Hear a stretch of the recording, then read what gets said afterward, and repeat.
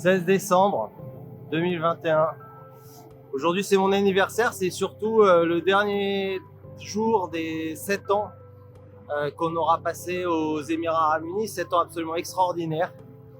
On a rendu les clés de la maison hier. Les cartons sont dans le container et on va vivre pendant 1 an et demi avec un sac chacun.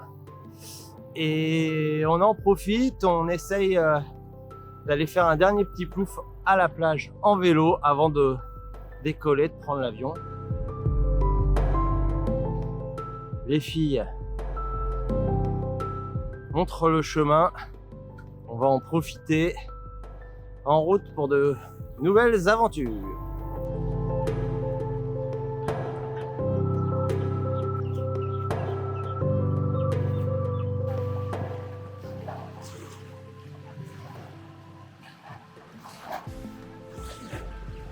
Merci Céleste, un beau coquillage.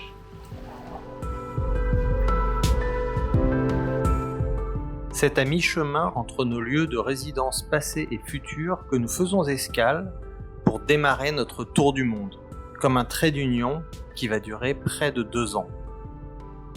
Alula nous emmène en Arabie Saoudite, si proche des Émirats Arabes Unis, et pourtant si dépaysante.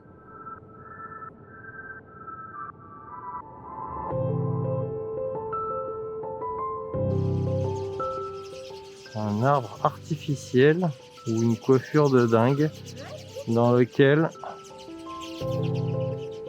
tous les oiseaux viennent nicher, une vraie volière.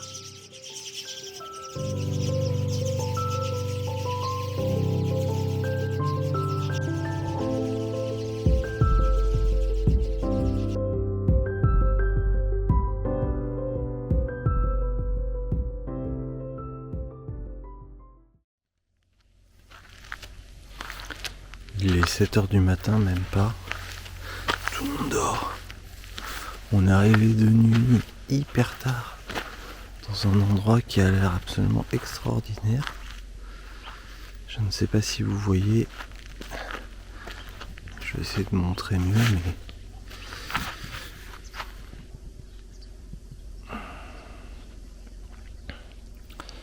on est entouré de montagnes. Et on a vu, il y en a partout. C'est superbe.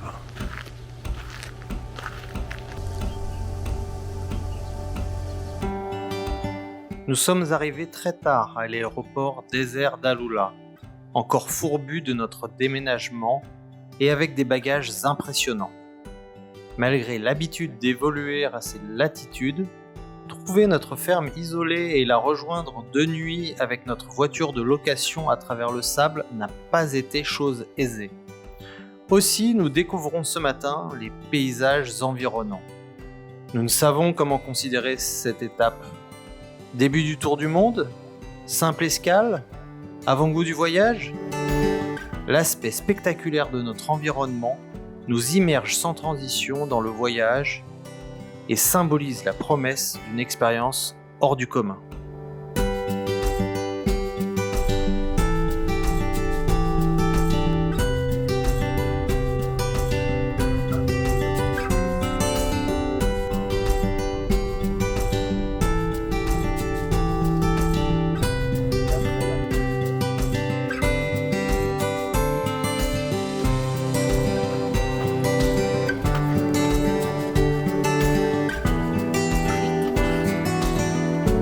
Papa te filme en train de faire coucou, tu sais. Papa.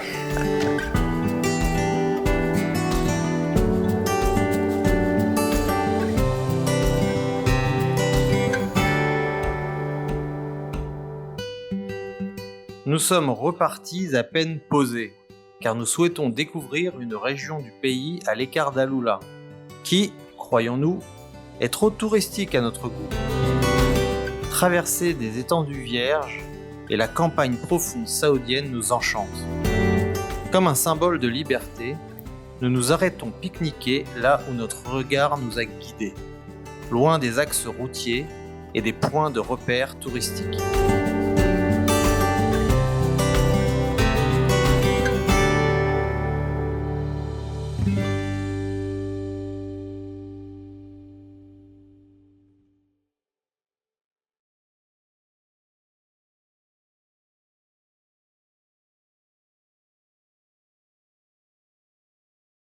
La chouette comme emblème. Poséidon s'exclame.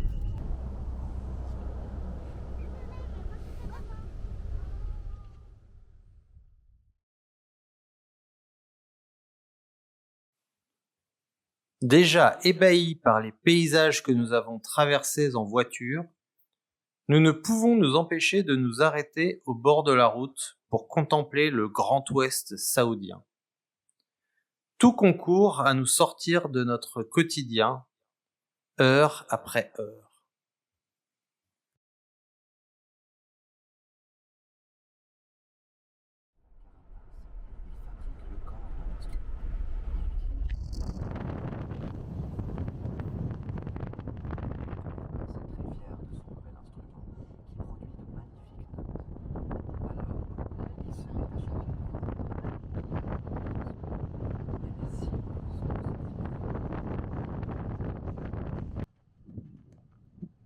Papa, j'arrive à siffler. Waouh, trop cool, fais voir. Ah, presque.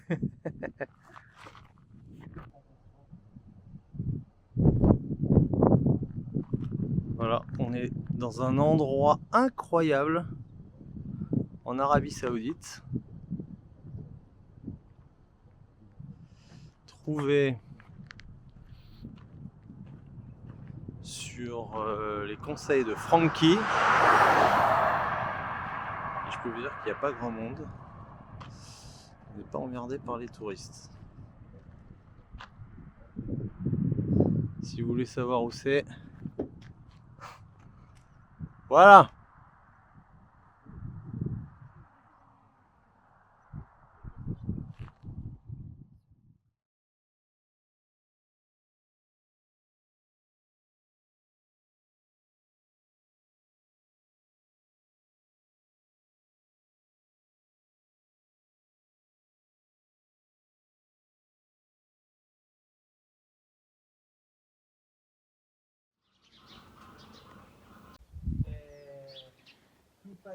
Qu'est-ce que c'est chouette alors, dis donc.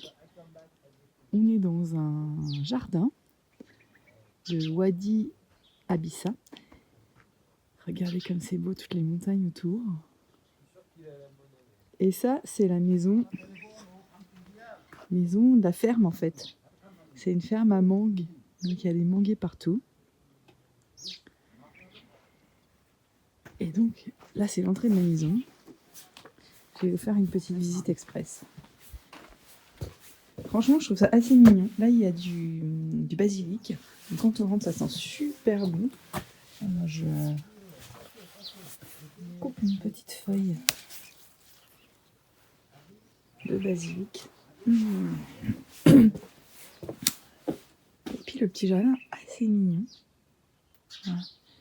Ça qui est drôle, c'est que c'est très mignon dehors et c'est très rustique à l'intérieur, vous allez voir. Donc là, on rentre, maison traditionnelle. Donc là, ici, on a la cuisine. Donc là, bah, c'est le gaz, cuisson au gaz, quelques marmites, quelques pots. C'est tout vraiment très basique. L'armoire. Ah, ici, je vais allumer. Hop. Ben, c'est le majlis, en fait, c'est le salon. Donc on voit le salon avec le dossier tout autour, et puis les petits accoudoirs, le tapis de prière. Voilà, ça sert aussi, en fait, je pense, de salle de prière. Voilà. Je continue dans le couloir. Donc là, il y a la chambre. Avec les sièges, voilà. Ils ont mis 4 lits où on a dormi, nous, cette nuit. Et puis alors là, c'est la salle de bain. Donc là, le chauffe-eau, mais qui marche pas. Et alors, ce qu'on a trouvé dans toutes les maisons saoudiennes, c'est la douche et les toilettes qui sont au même endroit. Donc ça, c'est assez surprenant. Voilà. Voilà, c'est tout. C'est pas immense, mais il y a tout ce qu'il faut. Un salon, une chambre, une salle de bain. Et la cuisine. Voilà, je ressors dans le jardin.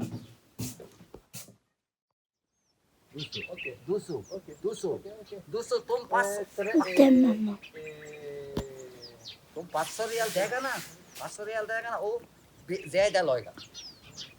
c'est un peu Lost in Translation, hein, Greg.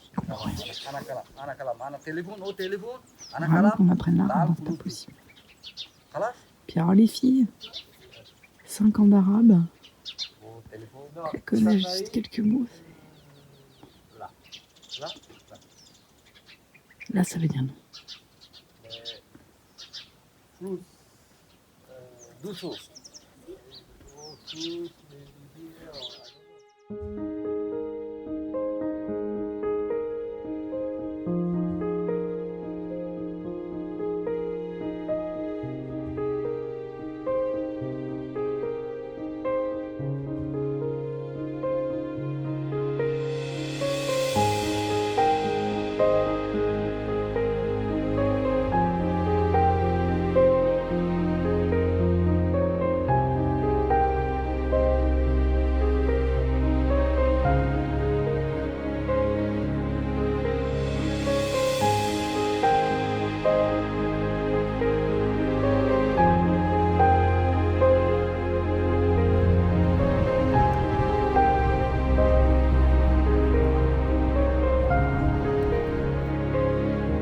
Extraordinaire, lieu extraordinaire, digne de Monument Valley aux États-Unis. Je trouve que c'est fabuleux, le ciel s'est embrasé depuis un quart d'heure, là on est sur la fin. Mais regardez, c'est vraiment superbe.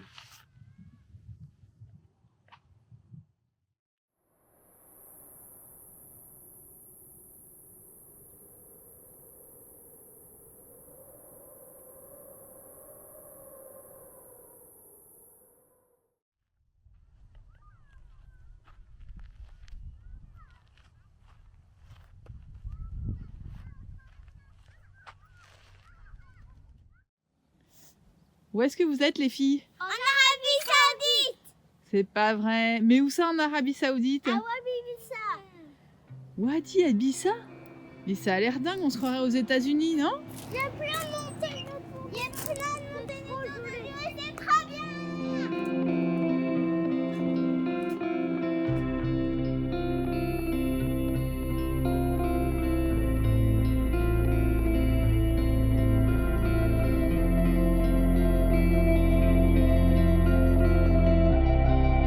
Voilà un matin bien sympa, la tête en pétard mais plein les mirettes. On est au milieu d'un endroit extraordinaire et moi je me régale.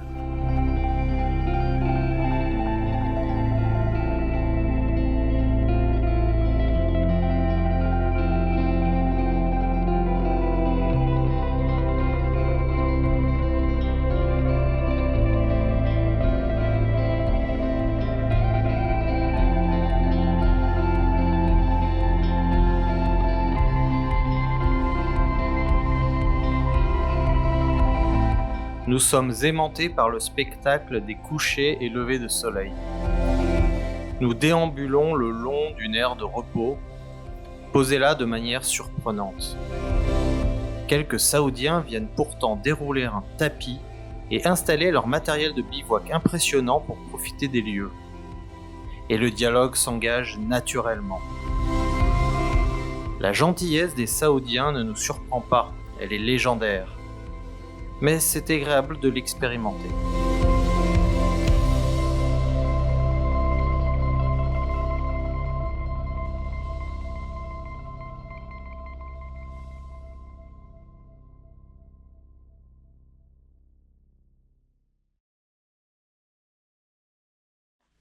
On est où les amis? On est en Saudi Arabia. Wadi Abissa. Alors on va essayer de voir. Désolé, je vous avais peut-être pu être dans le... On voit pas bien. Mais si je fais ça, on est entouré. Là, peut-être. Voilà, on voit un peu mieux. Le visage est à l'ombre, mais on est entouré de falaises.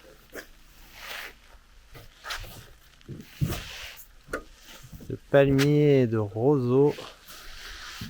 C'est magnifique. Ananyala.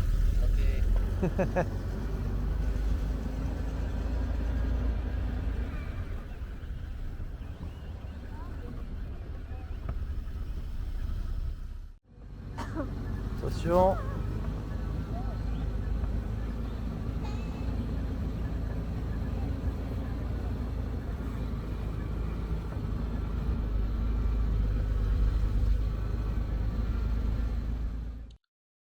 Nous avons essayé d'emprunter le Wadi Al-Dissa avec notre voiture de location, fort de notre expérience de conduite sur sable lors de nos sorties désert aux Émirats. Mais nous avons vite dû renoncer. Il faut un vrai équipement ou passer par des locaux qui utilisent de vieilles jeeps américaines pour emmener les visiteurs et gagner un peu d'argent. Le Wadi semble désert. Nous croisons pourtant de nombreux locaux venus camper. Ils nous invitent gentiment à partager leur petit déjeuner à même le sol, ou nous offrent des dates. Les meilleures du monde, bien sûr.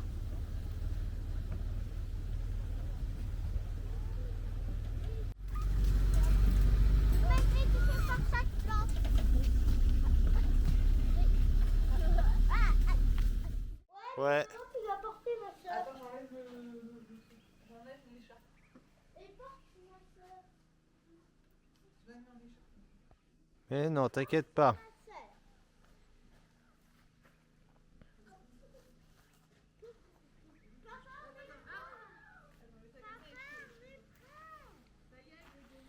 Oui, mais 2 secondes. C'est mieux que le tour soit fini. C'était trop cool.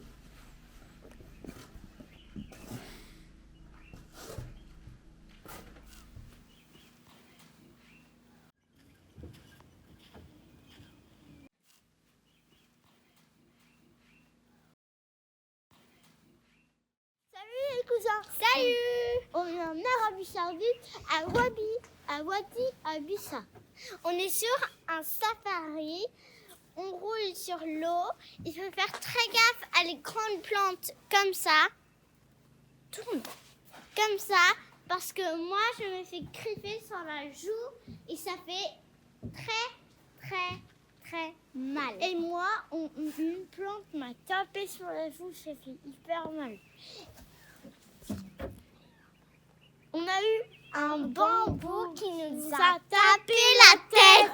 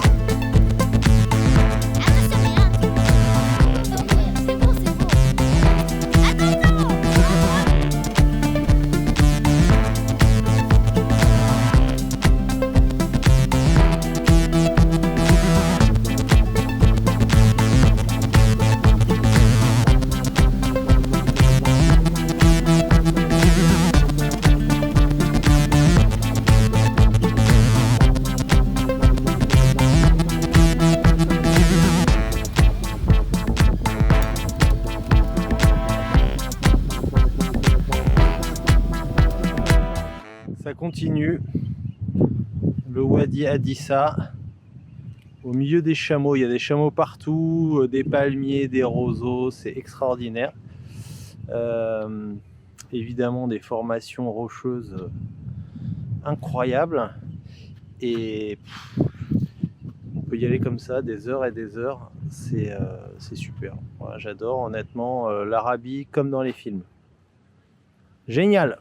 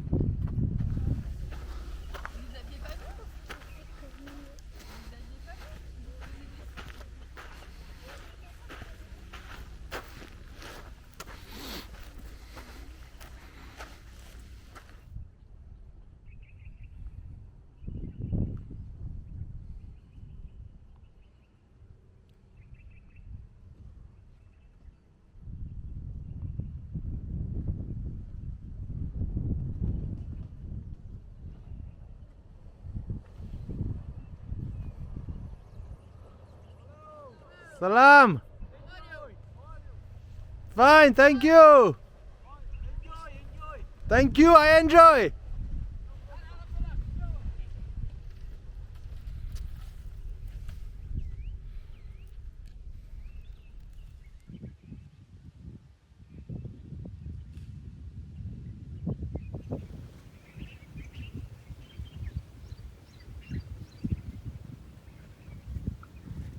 Le wadi mesure plusieurs dizaines de kilomètres de long.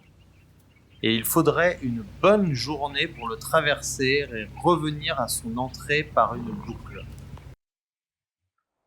Nous préférons prendre notre temps et nous dégourdir les jambes entre les arêtes, les falaises, les roseaux et les chameaux.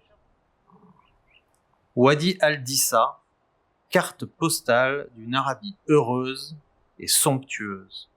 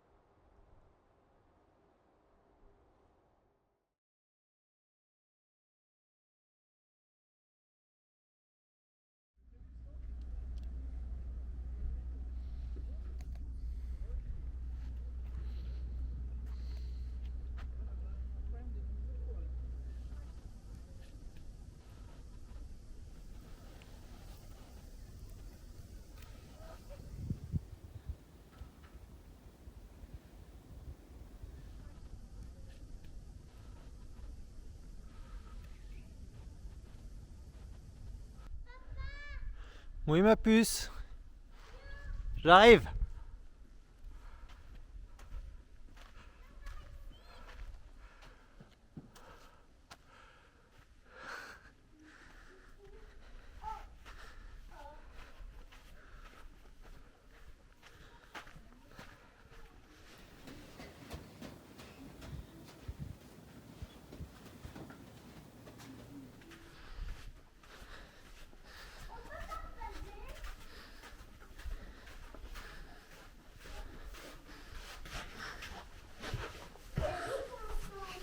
C'est très chouette.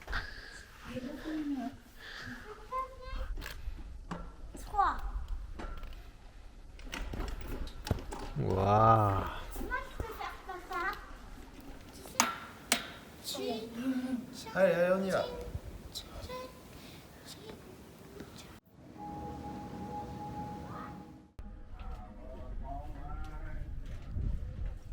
Aloula regorge de resorts ultra select, nichés avec qualité dans des sites exceptionnels.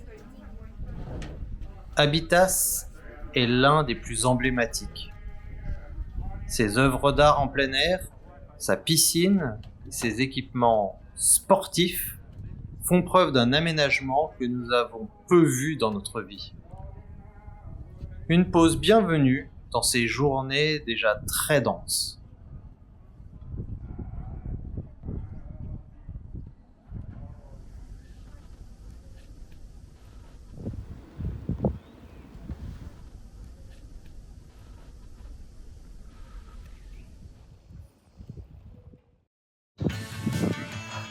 Allez, on saute! Papa fait une vidéo, tout le monde fait une vidéo en sautant! Et jumping!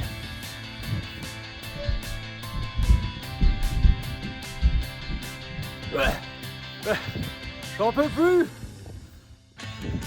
Si vous allez en Arabie Saoudite, vous êtes obligés d'y aller. C'était super. Il y avait plein de trampolines. Il y en avait plein qui sautent super haut avec les balançoires. Ouais, c'était super. Sautez bien, mon vieux!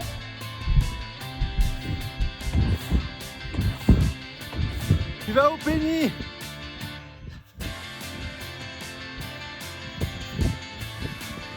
Ouais! Je vois plus!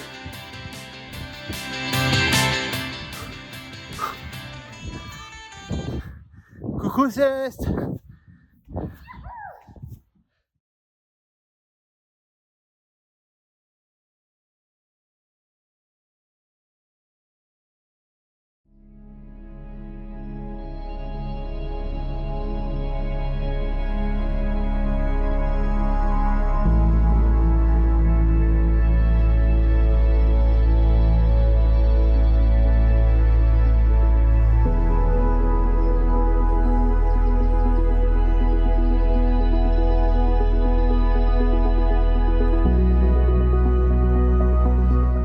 Al-Maraya paraît sorti d'un film de science-fiction. Ce cube de miroir est le symbole de ce que l'architecture peut faire de mieux. Ne pas entrer en concurrence avec son environnement, déjà exceptionnel, mais le magnifier. C'est un choc pour nous, et nous flânons des heures autour du cube, assistant au spectacle de la nature avec son coucher de soleil, et des hommes avec une réception traditionnelle et des jeux de lumière qui paraissent pourtant bien dérisoires dans cette immensité. Alors, ce cube en verre était très impressionnant parce qu'il était déjà énorme et puis il y avait plein de miroirs dessus. Du coup, à chaque fois, tu te regardais dans le miroir et puis surtout ce qui est incroyable, c'est la taille. Il était énorme.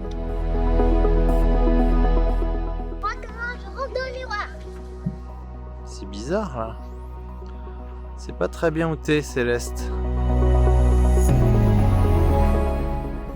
Parce que je suis dans le miroir. Après que moi, je sors du miroir.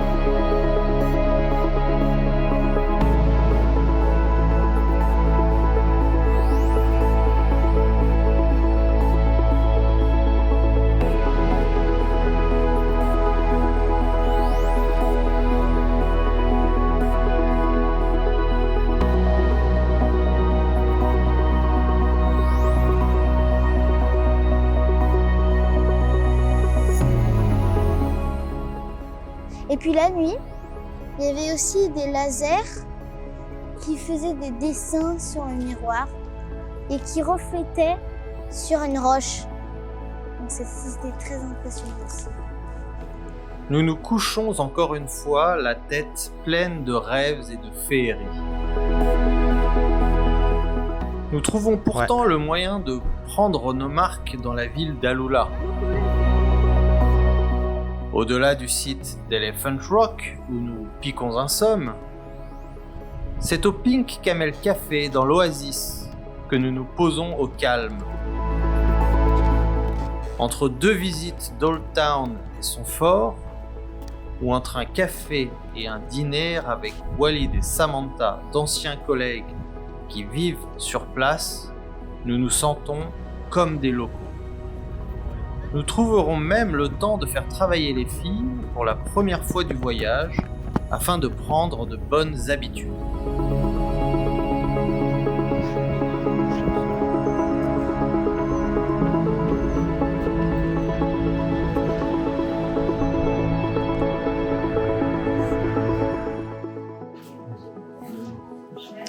Voilà la vieille ville d'Alula avec des cours et puis aussi toutes les rues étaient un peu ombragées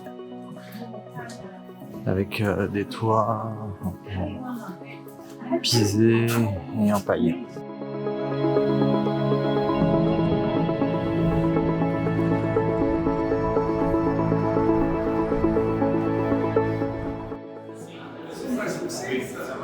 L'architecte, elle travaille avec le Royal Commission de Relations hier et je travaille avec l'agence française pour le développement de Alula. Parce que je ne parle pas.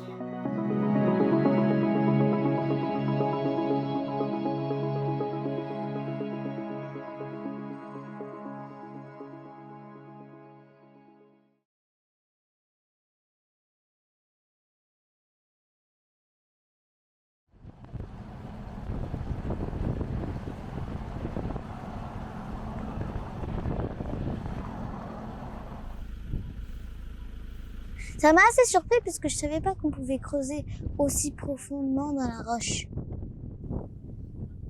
Egra est le joyau d'Alula, le site qui apparaît sur toutes les cartes postales, certes peu nombreuses. Ce Petra saoudien est un site archéologique nabatéen exceptionnel, encore inexploité et à découvrir. À quelques jours de Noël, nous pourrions nous attendre à la foule des grands jours. C'est pourtant seul, en vieille Jeep, que nous déambulons sur le site et profitons de ces tombes mystérieuses sous une lumière rasante. En à peine quelques jours, nous avons l'impression d'avoir déjà des mois de souvenirs. Le voyage s'annonce sous les meilleurs auspices.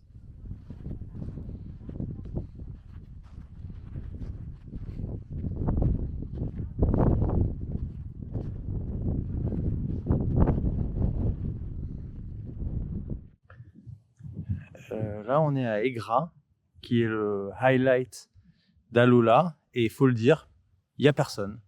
On est tout seul dans un site absolument extraordinaire. Il y a des dizaines, des centaines de kilomètres de formation géologique extraordinaire. Et puis là, on est au coucher du soleil, en pleine vacances scolaires, près devant les tombeaux nabatéens, voilà, qui est derrière moi là. Et on est tout seul. Quel luxe, quelle chance. Génial. Et retour en vieille Jeep. On est tout seul. Jeep privé. Pour s'amuser. Egra, ça a été très chouette. C'est censé être le highlight d'Alula, là où tout le monde va. C'est effectivement le site le plus touristique. Moi, j'en garde un très bon souvenir parce qu'on était tout seul avec une très belle lumière et qu'on a pu profiter du site, des sites, parce qu'en réalité, il y en a plusieurs, parfaitement, prendre le temps au coucher du soleil. Et on se dit que voilà, à la veille de Noël, on est tout seul dans un des sites les plus incroyables du monde. Et on en a vraiment profité à fond.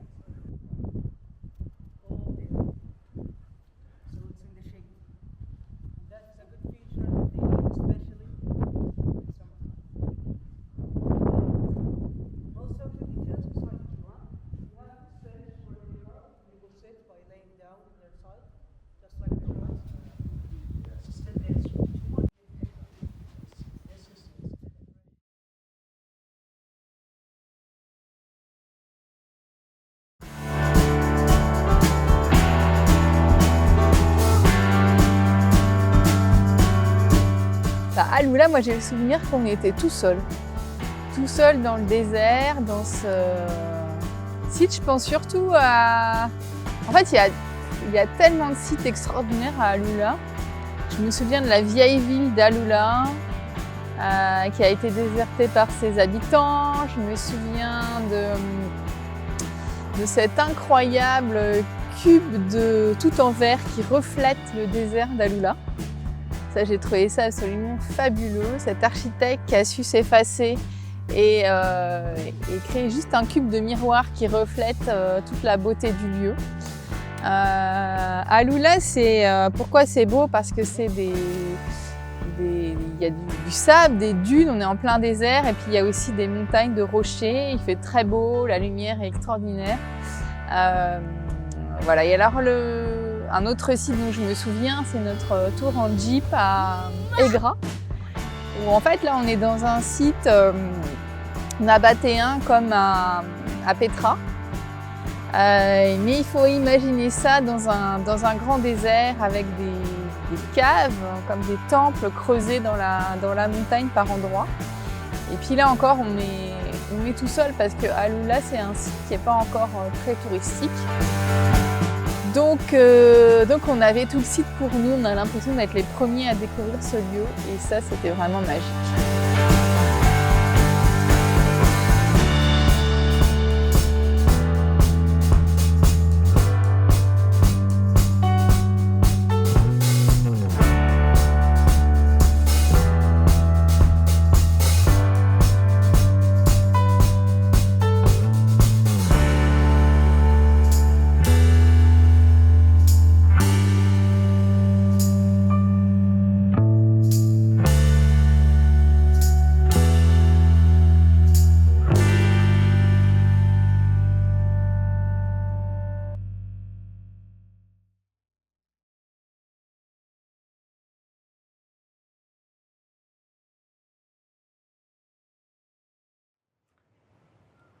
Alula, c'est le premier endroit où nous sommes partis en voyage.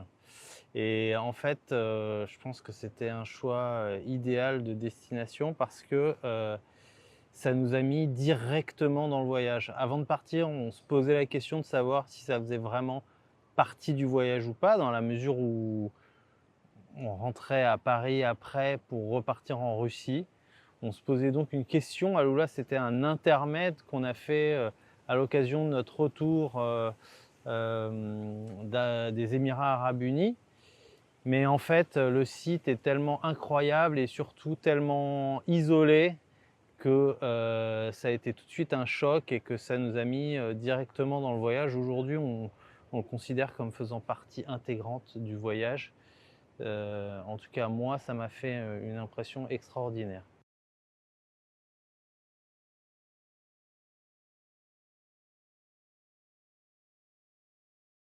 Une des premières impressions qu'on a eues en arrivant en Arabie Saoudite, et notamment dans les aéroports, ça a été le dress code. Et notamment, ce qui nous a marqué, moi en tout cas, ce qui m'a marqué, c'est le fait que les femmes étaient quand même beaucoup plus voilées qu'aux Émirats Arabes Unis.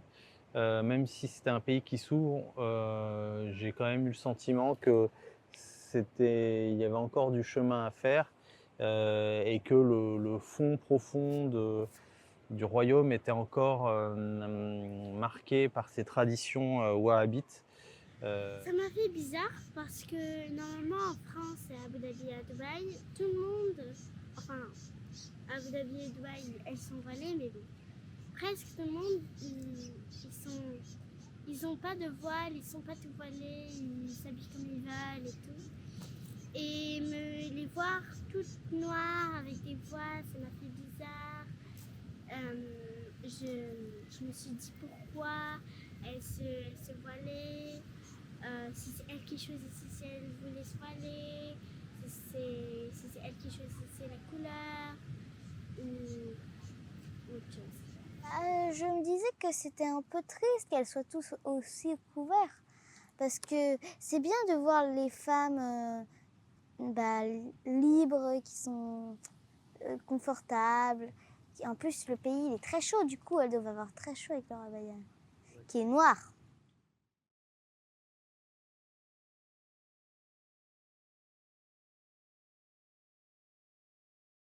Donc, quand on arrive à l'aéroport, on est accueilli par le son des oiseaux.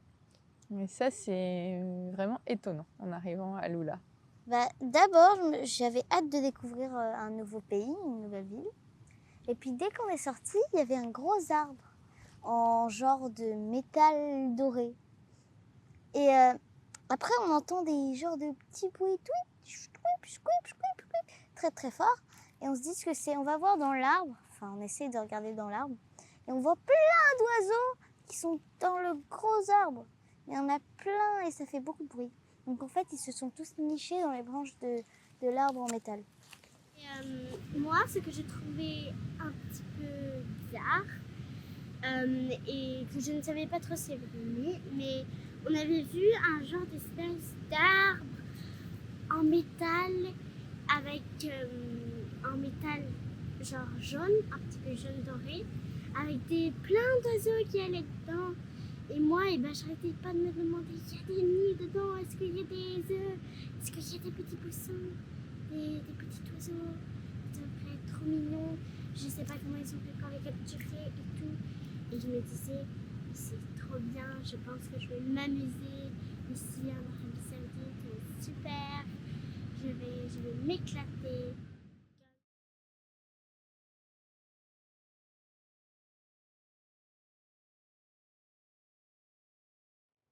J'ai été ravi de revoir Walid, déjà parce que c'est quelqu'un que j'avais apprécié en travaillant avec lui. Ensuite, ça m'a fait plaisir de voir quelqu'un qui travaillait sur place à Alula.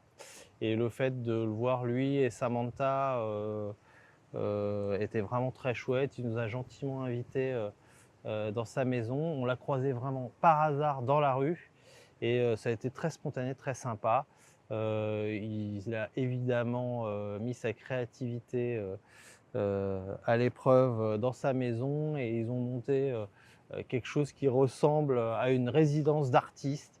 Il m'a aussi montré le travail qu'il avait fait sur le master planning d'Alula, donc c'était vraiment très intéressant.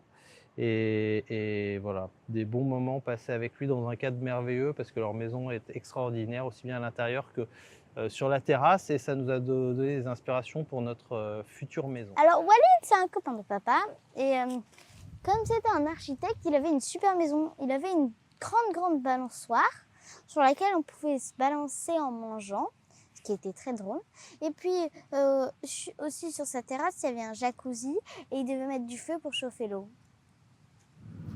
Il est gentil. Il aime bien rigoler. Il adore les enfants.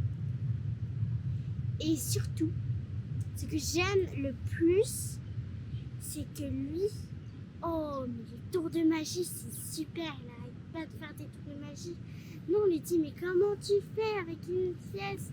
Tu la rentres dans ta peau et après, on la voyait plus. Après, il disait, oh, je vais la bouger, il la réapparaît de l'autre manche. Mais comment tu fais? C'est trop bien. Et nous, il nous avait dit que, afin qu'on aura fini notre voyage, on ira le voir et il nous dirait comment on fera.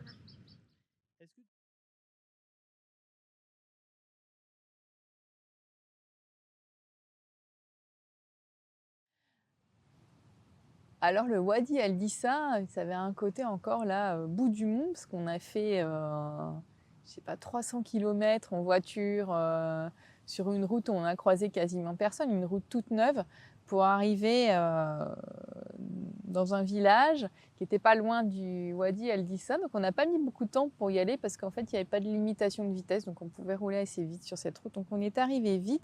Et par contre, alors qu'on y est arrivé très vite, quand on est...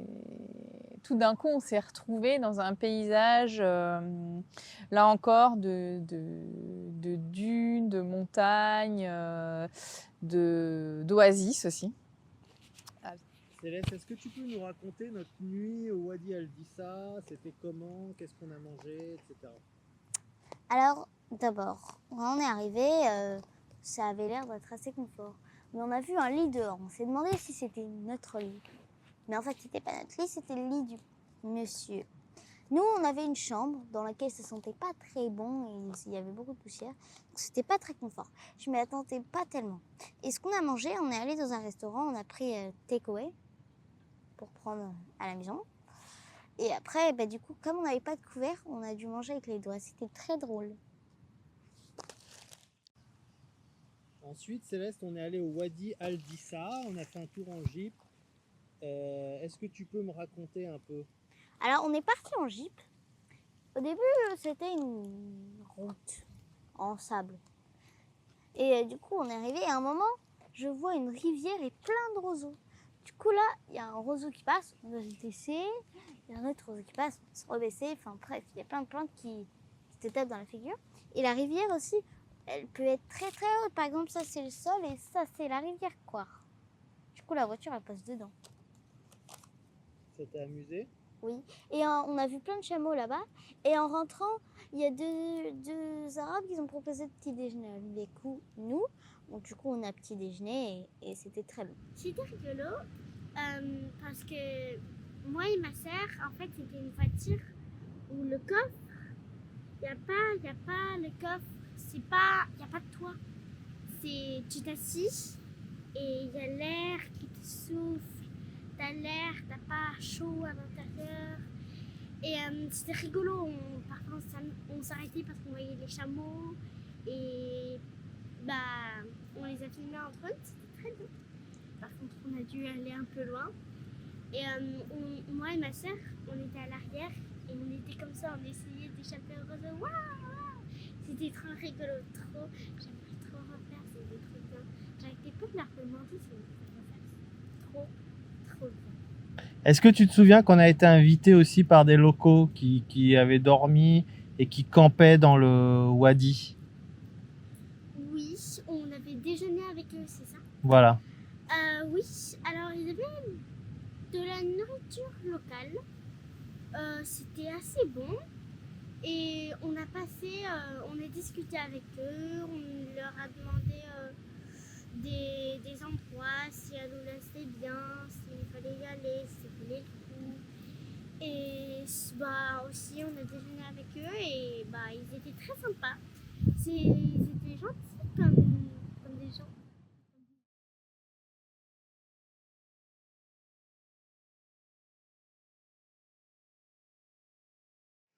Alors le Pink Camel Coffee, c'était un café qui nous a été recommandé par Franck, une bonne base parce que implanté dans le décor naturel de l'oasis d'Aloula, au milieu des palmiers, des cultures, près de quelques bâtiments abandonnés, très sympa, avec des bonnes choses à manger, un endroit paisible hors du temps où on peut se poser, se reposer et trouver quelques repères, mais en même temps du local.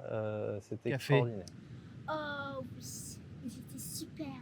Il y avait oh mais les macarons, c'était les meilleurs que j'ai jamais goûté dans ma vie.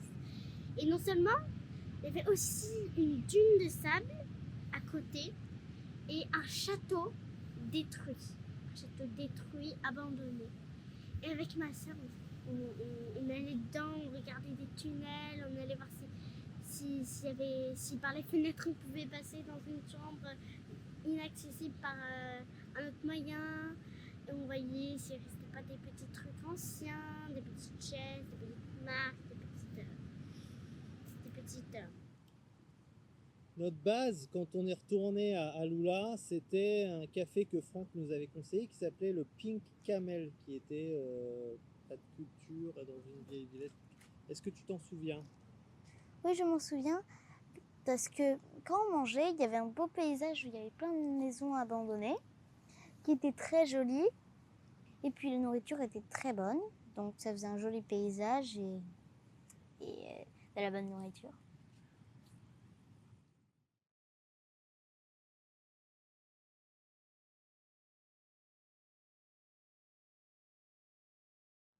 Habitas. Alors encore un truc incroyable. Là... Ah oui. Alors c'était génial. Habitas, c'était genre une petite ville dans la roche. Il y avait aussi des grottes. Puis nous, on arrive dans des balançoires de toutes les couleurs.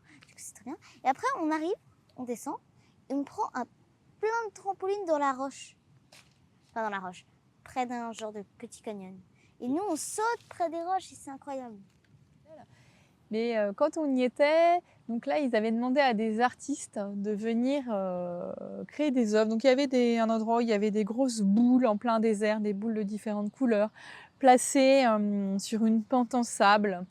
Et il y avait aussi des balançoires géantes et des trampolines. Donc nous, on a énormément aimé les balançoires hein, et surtout les filles, les trampolines. Hein, mais en fait, même nous, en tant qu'adultes, on s'est beaucoup amusé sur ces trampolines parce qu'il y avait une dizaine de trampolines de différentes tailles au milieu du site.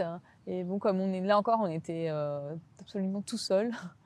On a pu faire des tas de photos, des films. C'était un moment très très joyeux aussi à Bitas.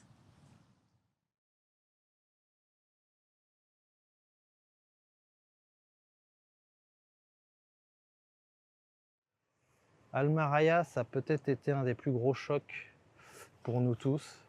Ce cube de verre, plutôt de miroir, est une grande réussite architecturale car l'architecte a réussi à faire non seulement s'effacer le bâtiment mais également à magnifier le site et l'environnement qu'il y a autour, ce qui était une bonne idée puisqu'il est impossible d'entrer en compétition avec ce site exceptionnel d'Alula. On a pu profiter du coucher de soleil et même de la nuit, de shows laser, de haies d'honneur avec des chevaux et des sabres. C'était extraordinaire, j'aurais pu camper là et y rester des jours entiers. Alors, est-ce que tu te souviens d'Almaraya, qui est le grand bâtiment en verre, en forme de cube, qui est au milieu d'Alula? Ah oui, c'était très bizarre. Ça changeait de forme, de couleur. C'était énorme. Et on dirait que c'était un petit peu un miroir. Nous, quand on y était, il y avait une grande réception, en fait, un dîner. Et ils avaient mis des petites loupiottes partout autour de ce cube de verre. Donc les lumières se reflétaient dans le cube de verre. Il y avait de la musique. Enfin voilà, et ce dîner qui devait être un dîner super VIP, parce qu'on voyait la grande table, la nappe, toute la vaisselle, les chandeliers, etc. Tout ça avec toutes les lumières qui se reflétaient dans le cube. C'était vraiment magique. Et puis tout d'un coup, les invités en blanc qui sont arrivés, donc de superbes voitures. C'est un côté féerique, mais voilà, ça c'est l'Arabie, le luxe de l'Arabie.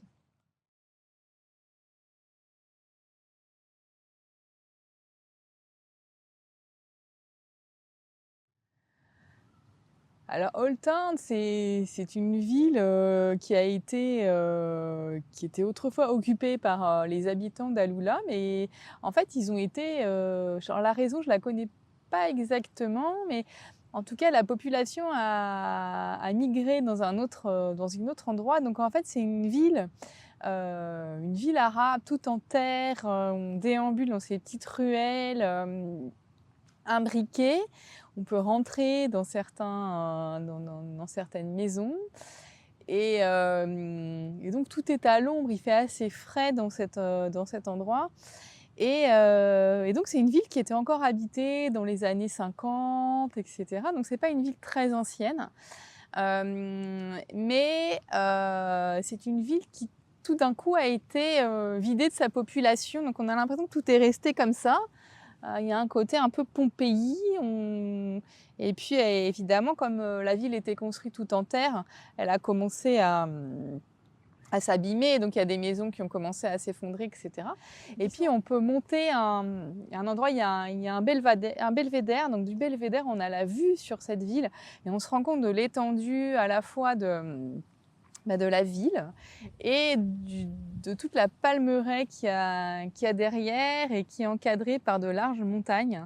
Donc le site est vraiment merveilleux.